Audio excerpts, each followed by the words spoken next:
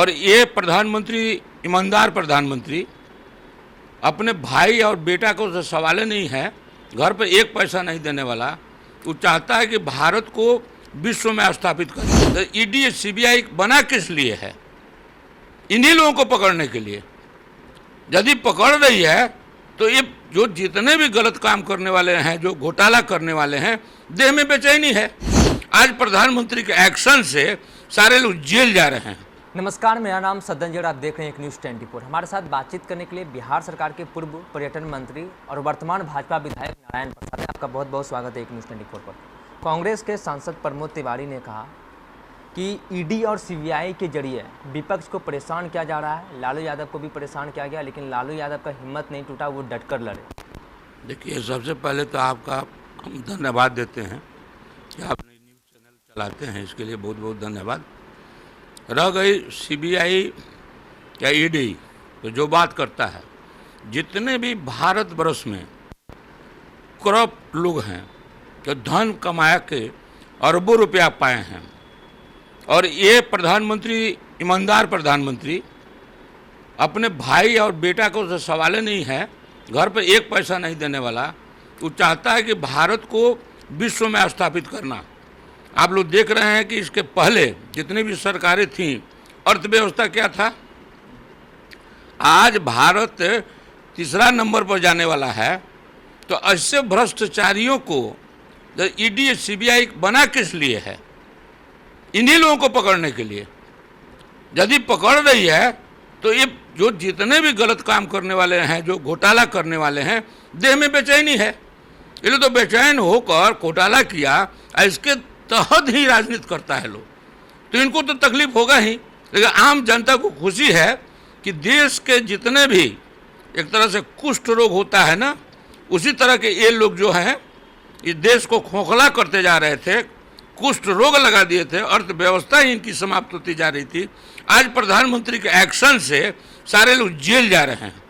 अब देखिए, उसका मंत्री तक कहा है कि ये तो जाना ही था, चाहे वो उसका डिप्टी सीएम हो, चाहे सत्येंद्र जैन हो, या जो भी हो, अब केजरीवाल का नंबर है। ये बुराई पर अच्छाई की जीत है। जैसे बेचैनी है बुरा करने वाले को, इसलिए ये लोग बेचैन है। जितने भी लोगों की ईडी और सीबीआई लग रही है, ऐसा ही तो नहीं लग रही है। यदि उनके पास कुछ नहीं होता तो बरी हो जाते, तो ये बात कहते तो हमको समझ में आता। जो घोटालों पर घोटाले कर रहे हैं, देश का अर्थव्यवस्था समाप्त करते जा रहे हैं अपने लिए। किसी का विदेशों में पैसा जमा है, विदेशों में कारोबार शुरू है, जिस तरह पाकिस्तान के नेताओं ने किया।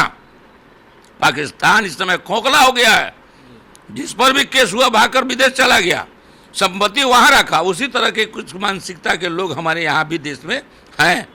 एक ये भी है कि बिहार मेरुदंड बन गया है, पूरे देश की निगाह बिहार के ऊपर, और बिहार से ही बदलाव शुरू होगा। देखिए, ये राजनीतिक दल को राजनीति करने, देश के बारे में चिंता करने की इनकी परवाह नहीं है।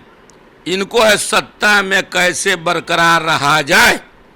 ये एसी रूम में बैठकर कंडीशनर में अपने कंप्यूटर को चलाते हैं, और जातीय मतभेद पैदा करके, मुस्लिम करके, हिंदू करके, सिख करके, ये लोग वोट बैंक की अपनी तैयारी कर रहा है। इससे किसी भी जनता का भला नहीं होगा। यदि भला होने वाला होता तो आज नीतीश जी ने जातीय जनगणना कराई है। छोड़ दे गद्दी, जिसकी जितनी प्रतिशत आई है ना, ईमानदारी उतने हिस्सेदारी देना। आज दे दे, इन लोगों की स्थिति मजबूत हो जाएगी। लेकिन कभी ये लोग नहीं देगा। सिर्फ कहने के लिए हिंदुओं को हिंदुओं से लड़ाना है। आज देख ही रहे ना, एक वीआईपी पार्टी है, सन ऑफ मला, उस अपने कसम खिला रहा है, कसम नहीं खा रहा है। और उसका देख लीजिए कितना उसका रिकॉर्ड है, 4 करोड़, जबकि उसकी औकात क्या थी। फिल्म से भागकर आया, ऑर्केस्ट्रा चलाया, और उसके बाद से राजनीति में आया।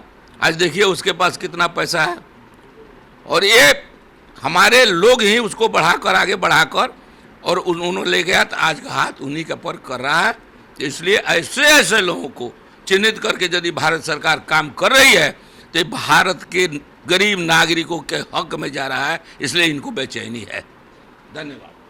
आप सुन रहे थे बिहार सरकार के पूर्व पर्यटन मंत्री और भाजपा के वर्तमान विधायक नारायण प्रसाद को आपने इतना समय दिया, बहुत बहुत धन्यवाद। सत्ता के दावेदारों के हिस्सों से कुछ सवाल जवाब हुए, बाकी सिलसिला चलता रहेगा। अब आपकी बारी है, आपकी क्या राय है नीचे कमेंट बॉक्स में बताइएगा और देखते रहिए एक न्यूज़ 24। मेरे सहयोगी पिंटू के साथ मैं सदन जी, पटना।